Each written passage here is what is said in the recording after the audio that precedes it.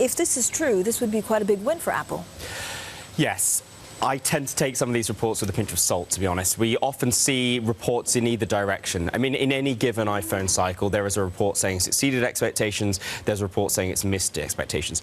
Often, I think, and this is what I've heard in previous years, Apple will often say to its suppliers, create a sort of green shoe option where it says, well, if we need that extra capacity, please ensure that you have it available.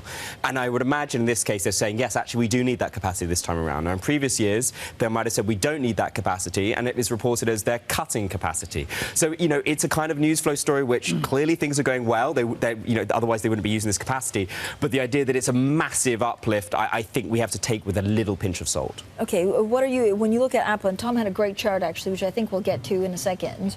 Will Apple go into something that we don't know yet of?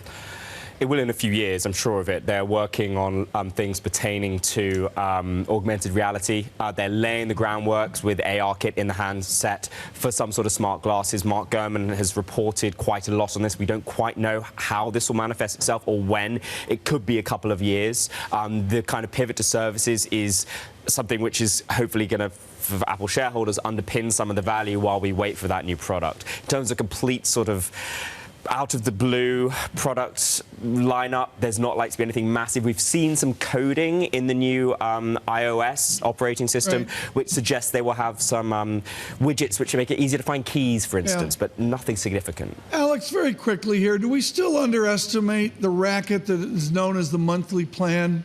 We still quote the big number, whatever it costs, and the fact is people are buying these things off a monthly plan.